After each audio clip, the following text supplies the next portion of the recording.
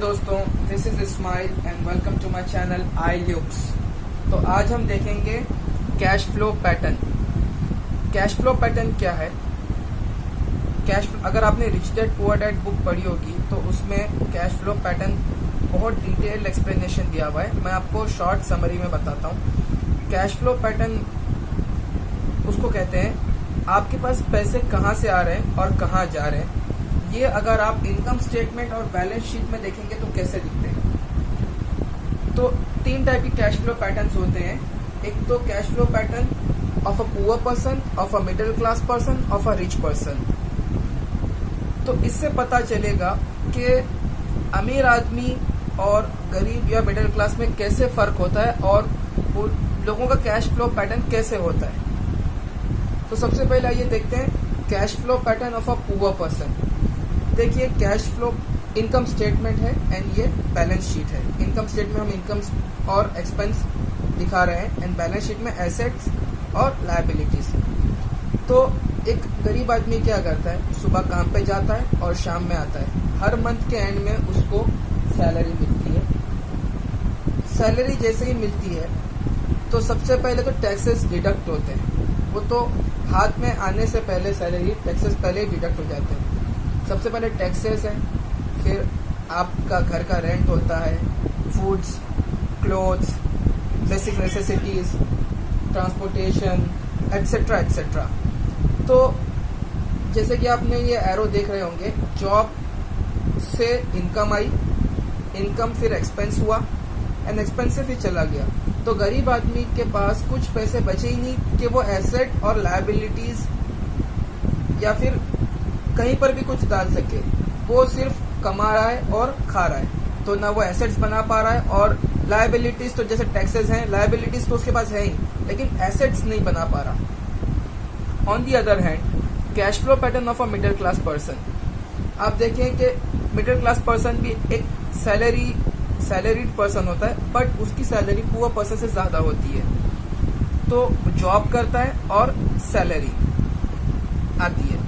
अब एक्सपेंसेस में देखिए कि टैक्सेस हैं, मॉर्गेजेस होंगे उसके, car loan, bike loan, education loan, school, बच्चों का खर्च, credit card payments, etcetera etcetera.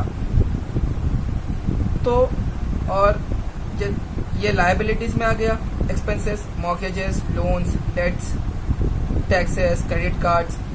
तो जब उसको जॉब से सैलरी मिली तो सैलरी सीधा गई लायबिलिटीज में। मतलब वो सबसे पहले यही सोचेगा ना कि भाई अभी इसको देना है, इसको पैसे देना है, वहां पे भाड़ा भरना है, मॉर्गेज है, लोन भरना है, क्रेडिट कार्ड।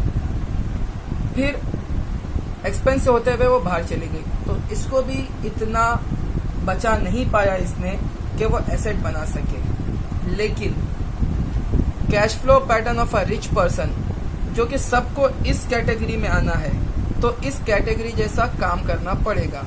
अब अगर आप इनकम स्टेटमेंट इनकी देखें तो सबसे पहले इनकी इनकम, जैसे मैंने पिछला एक वीडियो बनाया था एसेट्स वर्सेस लायबिलिटीज। तो आप उसमें देख सकते हैं कि एसेट और लायबिलिटीज क्या है और कैसे अमीर आदमी लोग वो एसेट्स बनाते हैं। तो रेंटल इनकम है, इंटरेस्ट आते हैं, डिविडेंड्स आते हैं स्टॉक्स और बॉन्ड्स से, फिर रियल इस्टेट है, रॉयल्टीज है, नोट्स है, इंटेलेक्चुअल प्रॉपर्टीज है, etcetera etcetera. On the other hand, rich person का टैक्स और लोन ये काफी कम होते हैं। मतलब उनकी लायबिलिटीज कम होती है और एसेट्स ज्यादा होते हैं। एक्सपेंस देखिए, टैक्सेस होते हैं, लोन्स होते हैं, जो उनकी बेसिक रिक्वायरमेंट्स वाले। बैलेंस शीट में आप देखें तो मॉर्गेजेस, लोन्स और क्रेडिट कार्ड्स है। लेकिन on the other hand assets में उनके पास बहुत ज्यादा है। तो आप देखें कि उनके पास इनकम कैसी आती है। सबसे पहले एसेट्स जो हैं वो उनकी इनकम प्रोड्यूस करते हैं और इनकम उनकी उन एसेट्स से इतनी होती है कि वो लोग, फॉर एग्जांपल, अगर यहाँ से 1 करोड़ के एसेट्स हैं और वो लोग 10 लाख, 1 करोड़ के एसेट्स जो हैं वो इनकम प्रोड्यूस कर रहे हैं 10 लाख और उनके एक्सपेंसेस हर मंथ के 5 लाख हैं। तो वो एसेट्स जो हैं इनकम प्रोड्यूस कर रहे हैं एंड देन वो एसेट्स उनके डे टू डे नीड्स पूरी कर रहे हैं, विच इज उनके एक्सपेंस पूरे होने के बाद भी उनके पास और पैसे बचते हैं, एंड देन वो अगेन री इन्वेस्ट करते हैं ये एसेट्स बनाने में। आप समझ रहे हैं, एसेट्स इनकम प्रोड्यूस कर रहे हैं, उनकी इनकम इन एसेट्स से इतनी ज़्यादा हो जाती है कि उनके एक्सपेंसेस उन्हीं इनकम से कवर अप हो जाती है, एंड देन जो बच जाता है वो वापस से री इन्वेस्ट करते हैं, विच इज़ लायबिलिटी कम है और एसेट्स उनके पास ज़्यादा है। अब आइए फाइनेंशियल स्टेटमेंट देखते हैं। जब आपने ये पीछे का बैकग्राउंड समझ लिया तो फाइनेंशियल स्टेटमेंट में क्या है कि पुअर और मिडिल क्लास क्या करता है, इनकम उसकी सैलरी से आती है, कोई कंपनी के लिए काम करता है और सैलरी आती है, फिर और एक्सपेंस कैसा करता है कि सबसे पहले टैक्सेस देगा, मॉर्गेजेस देगा। तो जितनी ज्यादा उसकी इनकम होगी उतने ज्यादा उसके एक्सपेंसेस होंगे। आपने लोगों से सुना भी होगा कि जितने ज्यादा वो लोगों की इनकम होते रहती है उतने ज्यादा उनके खर्च बढ़ते रहते हैं, लेकिन ये हर आदमी के लिए जरूरी नहीं है, specially for the rich people. इसीलिए पुअर एंड मिडिल क्लास लोगों के लिए एसेट्स का कॉलम मैंने छोटा बनाया और लायबिलिटीज उसका ज्यादा। एसेट्स जो है वो उनके पास बहुत कम होते हैं या फिर नहीं होते, और लायबिलिटीज उनकी दिन ब दिन जैसे जैसे उनकी सैलरी बढ़ेगी, जैसे जिनका प्रमोशन होगा, उनकी लायबिलिटीज और एक्सपेंसेस बढ़ते रहेंगे। लेकिन अमीर आदमी जो होता है उसकी इनकम तो बढ़ते रहती है, लेकिन वो एक्सपेंसेस उसके बहुत कम है, बिकॉज वो मल्टीपल सोर्सेस से उसकी इनकम तो आती है, लेकिन वो हमेशा ही लिव्स बिलो द मीन्स, मतलब वो अपनी जरूरत से कम खर्च करता है। जैसे कि अगर आप जैसे मिडिल क्लास पर्सन है, वो शो ऑफ करने के लिए एक मर्सिडीज खरीदेगा जो 1 करोड़ की होगी, 50 लाख की होगी, और जिसके लिए वो कर्ज में डूब जाएगा। लेकिन अमीर आदमी वो चालाक है, वो क्या करता है, अगर मर्सिडीज वो अफोर्ड कर भी सकता है तो क्या करेगा कि वो मर्सिडीज के बदला कोई नॉर्मल कार लेगा और वो पैसे 50 लाख की कार के बदले वो 10 लाख की कार लेगा और 40 लाख वापस से री इन्वेस्ट करेगा। तो वो अपना एसेट कॉलम बढ़ाता रहेगा।